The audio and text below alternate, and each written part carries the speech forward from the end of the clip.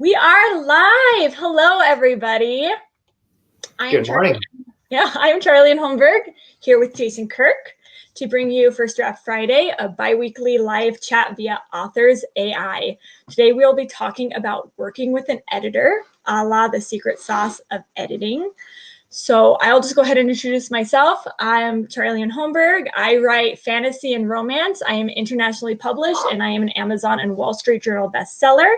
And a lot of the books that I have out wouldn't have happened without our guest here. So Jason, do you want to introduce yourself? Sure. My name is Jason Kirk. I've been working as an editor in one capacity or another for about 20 years now.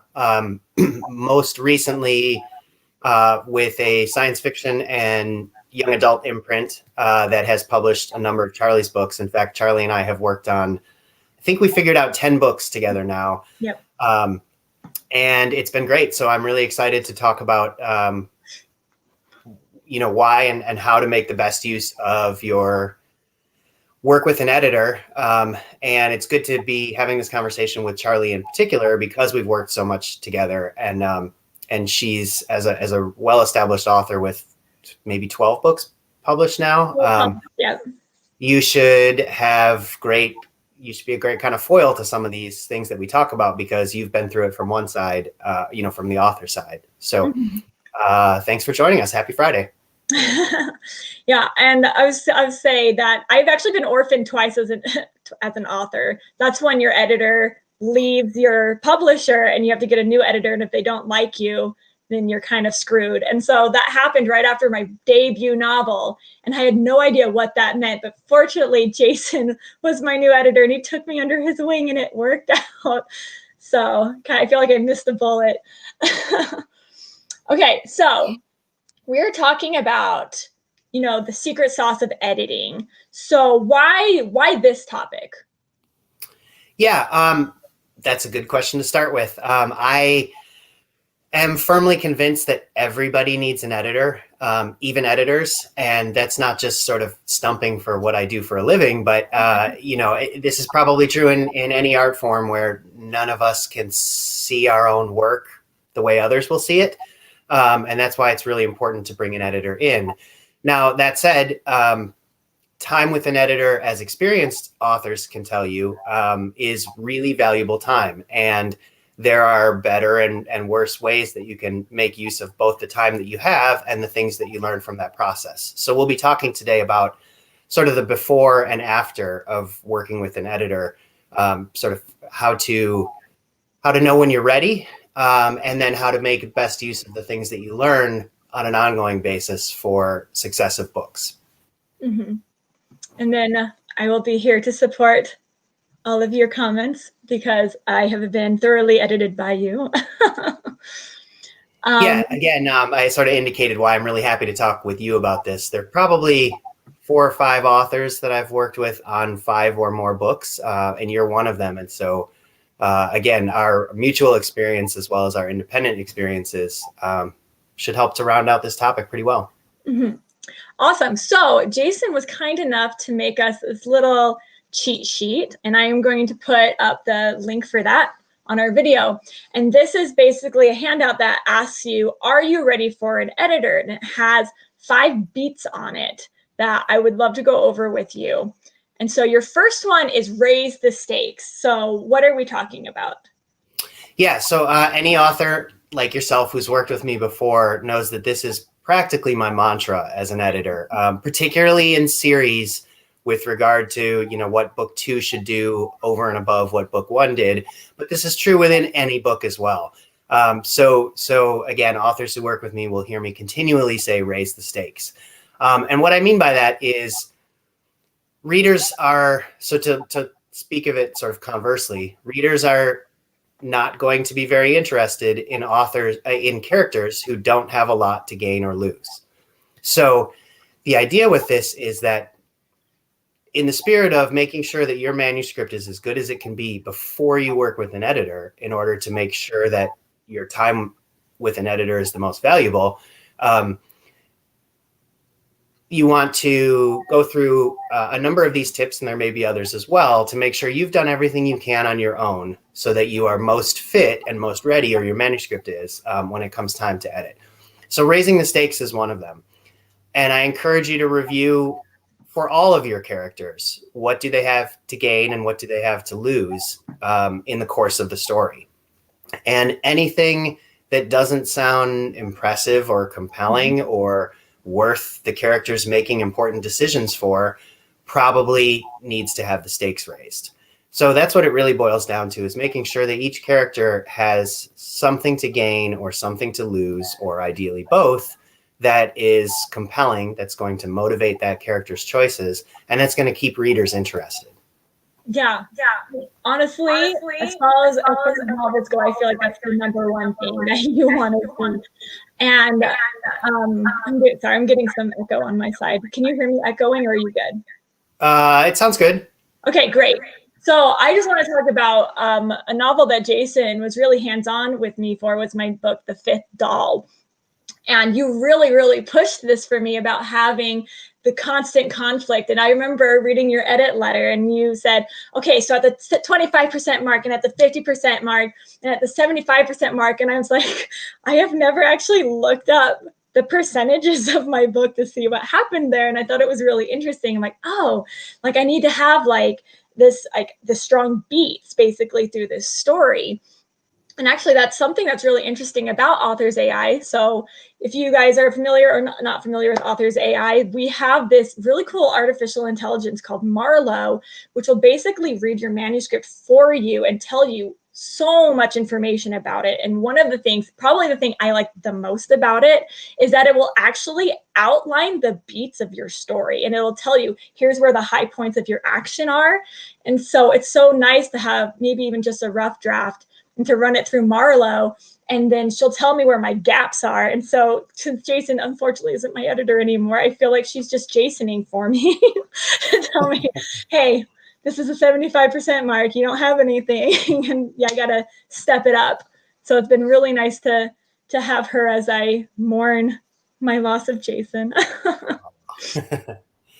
Yeah, I'll come back to talk about the Marlowe reports a little more later on, but that's a really important point, is that having, as you know, Charlie, I talk a lot about those really important plot points at each of the sort of quarterways through the story, and that's only more important, I think. So first of all, that's a tried and tested kind of structure, whether it be a short story or a film or a novel. But it becomes, I think, increasingly important in today's world where, for example, like Kindle Unlimited pays authors based on the amount of the book that readers read. And so if you don't have an arresting opening scene and a big plot point, say a quarter of the way through, you may lose readers. And on a payment scale where you get paid based on how much people read, the importance of getting that structure and pacing right is only higher than it ever was before. Yeah. Okay, so another thing that you talk about is that you call here, and it's about the importance of reading what you wrote out loud. So why is that so crucial when we're preparing a manuscript for an editor? Yeah, so for a couple of reasons, but I guess at the highest level, the reason it's important is that, like, authors are storytellers.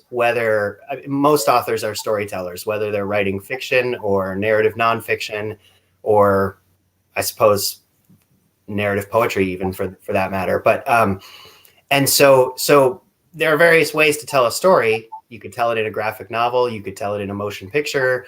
But for those of us here, we've chosen to tell our stories through the vehicle of language. And so it's not only important what happens to which characters and when, but sort of the delivery vehicle for this story, which is the language itself. And it's really tough for any author, and I know this too because I write as well, albeit poetry, but it's tough to experience your own work the way readers are going to.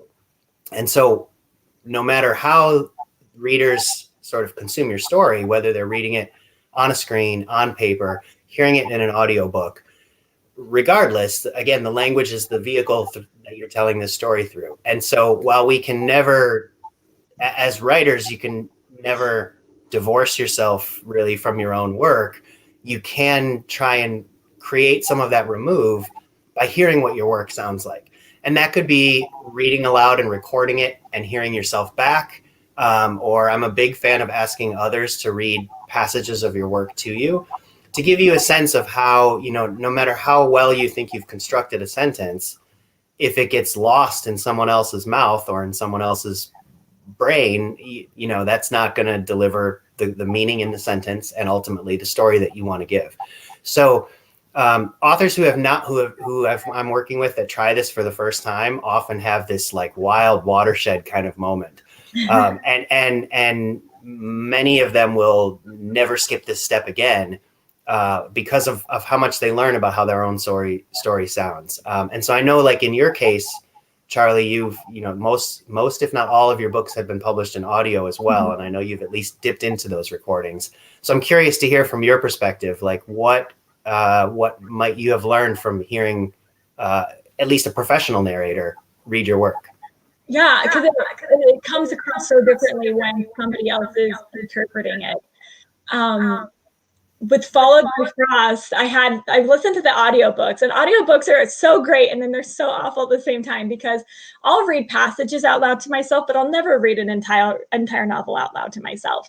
And so when I hear it read out loud to myself, I catch like everything I missed. And it's too late, the audiobook's out. I can't go back and fix it. And it's just like, oh, just like cry.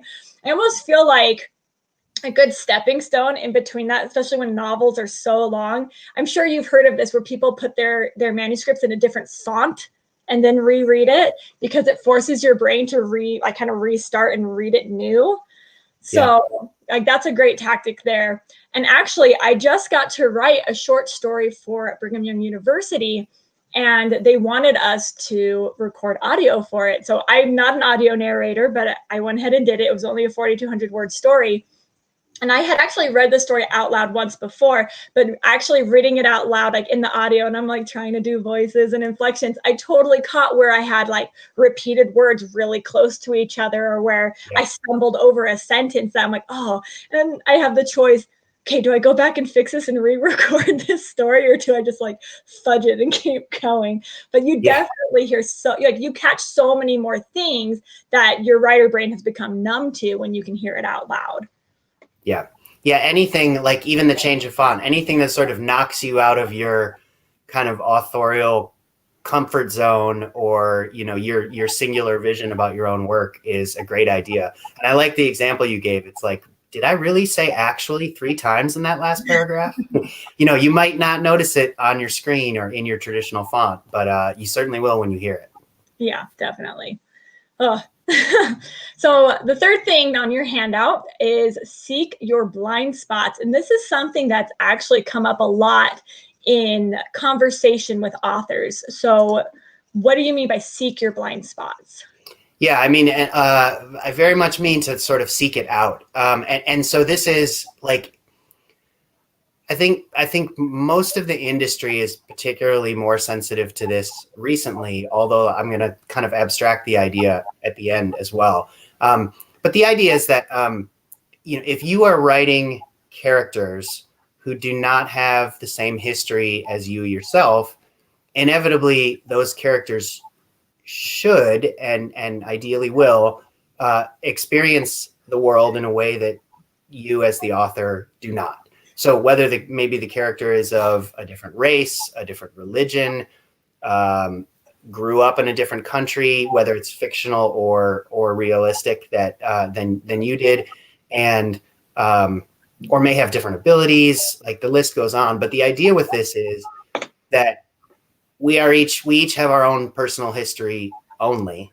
And so by encouraging people to seek out their blind spots, what I mean is that there are things you may not notice if you are a Black author writing a white character, or vice versa. If you are an author who did not grow up with religion and are writing a Muslim character. The idea here is to seek out readers who do share some of the real lived experience of the characters that you're trying to create, and to ask them to comment, to give you feedback on your portrayal of that character. And as you'll see on the sheet, I finished this little blip by saying compensate them. This is a big deal. All of us, I mean, no matter how inexperienced or experienced you are as an author, there are a lot of people that go into the making of a book: author, editor, cover designer, etc. Unless anyone's out there just sort of doing this out of the goodness of their heart, we're all striving. And so the idea here is like, you may be able to ask your mom to read something and not have to pay her for it. But if you're really looking for an opinion that's valuable to the portrayal of your characters, seek these people out, ask them nicely, accept it if they say no, and find a way to make it worth their while if they're willing to help you out. Because again, we all have blind spots, and it's really important to seek them out before readers start dropping 1-star reviews because you didn't. Yeah, exactly. And honestly, like in my experience, you would be surprised at how willing people are to read something for you, like especially when they're like, oh, I'm being represented. A lot of times they'll be more than willing to read for you. But like you said, if it's not really their cup of tea, move on. Yeah, and compensate them doesn't necessarily mean you have to pay them. I mean, starting authors are not yet making royalties or may not have an advance in hand and may not be able to do that. But you could acknowledge them in your book. You could send them a signed copy when you're done. You could make them a dinner for every chapter that you're you can mow their lawn. Like, the point is, I mean, I anticipate that in this pandemic state, the barter economy is only going to grow. And so my point is to make it worth their while, not necessarily to cut a check, although that will generally be welcome too. Yeah. All right. So you do bring up Marlowe in your handout, and you say we want to consult an oracle. So how can Marlowe help us be ready for a professional edit? Sure. When I saw the first my first example of a Marlowe report from Authors AI, I was astounded because, it really covers so many aspects of the way a story works or should work, or it covers so many aspects of the story itself that, I mean, really my first reaction was like, everybody needs to do this before they come to me, because it highlights a bunch of things that, that absent that guidance, I would end up covering as an editor myself, whether it be the pacing is skewed because all of the action happens in the first third and then nothing happens in the middle, or here's a list of overused words, meaning, words that you keep coming back to again and again. And by that, I don't mean like your character's name or but like I cited actually before. People use this word in conversation all the time, and it ends up creeping into writing all the time too. Or for example, like, and again, I've been doing this for years with authors, like you use the word eyes 260 times in the story. So not only might you want to mix it up with some synonyms, but maybe you're just talking and thinking about what your authors are looking at or what your characters are looking at, too often. So those are just a couple sections, the pacing section and the overused words section of like a 25-page report that Marlowe gives you. And that ultimately, if you were to get the report, go through an entire round of revisions based on the feedback from the report, and then work with an editor, then that gives both you and the editor the opportunity to work on much deeper and more fine-tuning kind of aspects of the story that you sometimes can't really deal with until some of those big picture things that the Marlowe reports call out really, really well, until those are taken care of first. So again, the idea here is to prepare your manuscript in such a way that you can make the most of your time with an editor. And as fantastic as the Marlowe reports are, I'm certainly not going to be the one to tell you that it replaces an editor. But again, the goal is to be able to use your time with a thinking, breathing human editor down the road in a much more valuable way, because you've already tackled these things that, again, that the Marlowe AI is really fantastically good at identifying in advance. Yeah, it makes me think of this metaphor. So, Marlowe, it's kind of like the framing of a house, but you can't put in all the insulation and the drywall and everything without a hands-on editor, because they're going to know how to fix it, you know? And this might be because I'm currently finishing my basement and putting in drywall, but there are really interesting things that I have found from using Marlowe. For example, the repeated words. Every single manuscript I have put through Marlowe has the exact same highest used word in it, and it is only. And I use only like crazy. I'd never realized like how only. I only use only. Yep. And so, like, wow, that's good to know that about me. Another thing that I've actually found really interesting is I ran a rough draft through of a book that I haven't published yet, and it will tell you what your longest sentence is. And my longest sentence happened to be the very last sentence of the book. And it was enormous. And it was like 6 lines long. And I read through it and I'm like, oh my gosh, this is such a hot mess ending just because of how the syntax of the sentence is. And like, that's where you want the last like oomph. And so I was like, oh, I'm so glad I could fix that before I send this to somebody.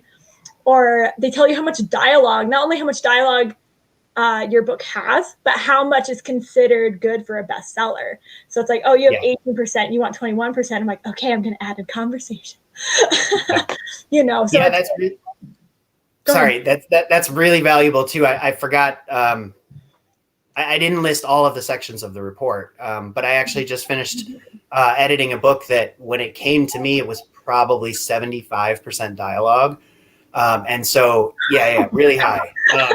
And so through several rounds of editing, we worked, a lot on getting that down. But and that's not to say that there's an ideal. Probably you want to max out around maybe 25 or 30%. But the point is like 70% was overwhelmingly too much. There was just almost no narration in between.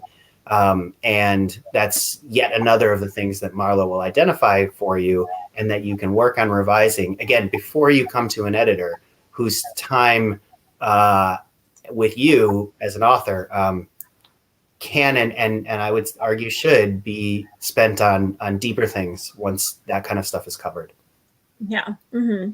It's amazing. I believe there's a sample report on the website which will just kind of illustrate what we're talking about right now. If you haven't seen it, I can't recommend it highly enough. Okay. So basically, in a nutshell, we just want to ask ourselves, is this the best manuscript that I can write without the help of a professional editor? But on that note, you always want to hire a professional editor, guys. Don't ever try to do it by yourself. Yeah, exactly. To return to your drywall metaphor, you wouldn't, call the painter to come and paint the inside of the house before you've put up the drywall. And so this, all of this again is to just make sure that you can say with confidence, if you can say with confidence, I've done everything I can with the available resources, be it technological, other readers, reading to myself.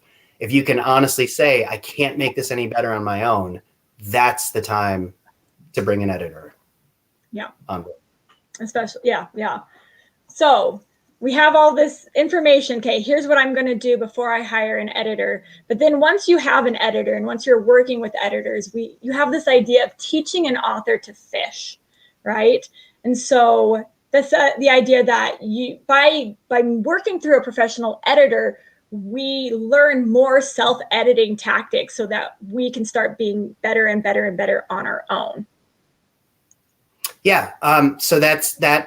It's not only the aim of this is not only so that you can self-edit better on your own, but also so that each time that you work with an editor, whether it's the same one or a new one, the kinds of things that you work on in terms of improving the manuscript are not the same things that you've worked on before. By which I mean, like, certainly it's always important. Story structure is always important. Who's your audience is always important. These things will not, the importance of these rubrics, I guess, will not change from book to book. But it is not worth your time as an author revising or an editor's time, say, to be working on a second book where the editor's providing, for example, that you're still using, like Charlie, you're still using only all the time. You don't need to hear, it's not worth your time or necessarily mine to hear that same thing book after book after book. Mm-hmm. So a couple of the examples that I'll give, and I hope to hear some from you too, are just about experiences where I've worked with authors book over book, and they've not, and each book we focused on new things because the things we talked about before, the author has internalized and learned to apply to this next story. So, overused words is one of those, but like in my case, again, because I talk about those plot quarters all the time, I think any author I've worked with on more than one book, in the second book, usually the author comes to me with the manuscript and, when it's time to start editing, and says, for example, here's what I consider my big plot points. Let's review those and make sure that they're the right plot points and they're coming at, the right timing. Another example is, like, again, my mantra has very much been, raise the stakes. And so now authors that I'm working on book 2 or book 3 in a series will come to me, usually pretty enthusiastic at the start of the edit, and say, like, here's all the ways that I've raised the stakes. The world is geographically bigger. The characters have more to lose. There's various ways that you can raise the stakes, but it's always satisfying to me when a repeat author, someone I've worked with before, comes back and gets ahead of usually enthusiastically gets ahead of some of the issues that we've already talked about in prior books. That ultimately makes your experience as an author, working with an editor, ideally more and more valuable every time. Yeah, there's a lot that I've learned. A big one, honestly, from book to book to book, is learning where to cut the fat. And even if this is just in line edits, just learning what I need and what I don't need. With Siege and Sacrifice, which is the third book in my Numenous series, we went over a bunch of stuff about how I had unnecessary points of view in that book. I had a side character who would have point of view chapters, but what he was saying was pretty much shown in everybody else's. And so I had to cut those scenes out, and it made the book a lot more streamlined. So that's definitely something that I've learned just from seeing my edits and reading through edits and accepting edits. Another one is always to have clear cut and concise world building. It's funny because generally I feel like that's what I'm known for, is my world building. But what readers don't see is all the times that, you or Angela or someone will be like, well, why don't they just do this? And I'm like, oh no, like, we want it to all be concise. We want to know exactly how the world works, and it has to just fit. There can't be any loose ends in the magic system or in the setting. God, there's just like, what have you learned? I'm like, let me tell you all the things you've taught me. Well, I mean, it's not just me. Like, you're in the position where you not only worked with me as an acquiring editor for 10 books, but for most of those you worked with Angela Polidoro as the developmental editor. And I think, I won't speak for you, but I suspect that you've gained something that you might not have otherwise from working with the same two folks again and again. Oh, definitely. I just slowly absorb your brain matter. Angela's fantastic too. I'll leave the plug at that. But she's really good at, I think, particularly good at developing with authors. So authors that she works with multiple times over. Ideally, the editor gets better at editing that author, just as the author gets better at addressing the things that the editors pointed out before, in prior books, again, so as to make better use of everybody's time. Yeah, exactly. Okay, we do have some questions, so I am going to pop them up over here. Fantastic. So we have a question from Alessandra, and she says, Jason, do you think an author needs multiple editors, development, copy, etc.? Maybe you could tell us all the editors, like what are the standard edits that somebody has to go through? Yeah, sure. Short answer is yes, I think you do. But so generally there will be at an early stage of the process, meaning you've completed the manuscript. but no other professional editor has seen it yet, generally you would first work with a developmental editor. And that's someone like myself, who's going to work with you on aspects of the story, big picture aspects of the story first. Again, structure, pacing, characterization, immersive settings, these kinds of things, as well as in some cases a round of line editing, which is like once all the primary architecture and characterization is in place, that's a much more sort of micro-focused on the language itself. Generally, developmental editors will do all of that with you. In the case of Charlie's books, I was the acquiring editor, and then I would, when it was time to start the developmental edit, I would work with Charlie and Angela, whom we've mentioned, and sort of offer some initial editorial guidance, and then kind of be an observer through the process as they pass the manuscript back and forth. Mm-hmm. When that's all done, that is distinct from copy editing. And yes, everyone needs a copy editor, even editors. And that's someone who's specifically focused on things like consistency in the language. Are the characters' names always spelled the same? Other spelling, punctuation, anachronistic terms in my case. Yeah. And I mean, depending on how the developmental edit went and what the specialties are of the copy editor, ideally they should be looking for things like internal inconsistencies and that kind of stuff. And then in the case of at least most publishing houses, and I would advise this for self-published authors as well, you would then want to work with a proofreader who's essentially like a second copy editor, but someone who's incredibly meticulous and looking for any black mark on the white page that the copy editor or the prior editor or the author may have missed, so that, so that the language is as polished a vehicle as it can be for your storytelling. Mm-hmm. Excellent. All right, we have another question, and this is from Ian. He's asked, what's the best strategy for working with an editor, going chapter by chapter or hand in a full first draft? Yeah, good question. I think you may get different opinions on this depending on which editor you ask. But for me, I generally prefer not to dip in until there's a full first draft. Because in large part, if I can't see the big picture, I may not be able to offer the best guidance for, what's missing in chapter 1, or are things too heavily foreshadowed early on? If I don't know what's coming at the end, I don't know how to even think about those questions. That said, sometimes, and Charlie's an example of this, sometimes I will be involved before there's a full draft, but generally not in terms of reading pages and offering feedback, but more in terms of like when at my former publisher, when I acquired 3 books from Charlie, she would have generally a detailed plot synopsis for the first book, and then a less long and less detailed idea of sort of where this series was going from there.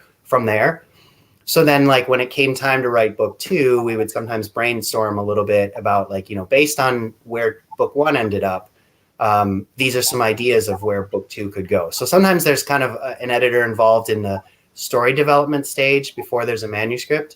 But generally, in terms of actually reading and commenting on pages, my personal preference, strong preference, is to have a full draft. And this is true for novels, short stories, whatever it may be.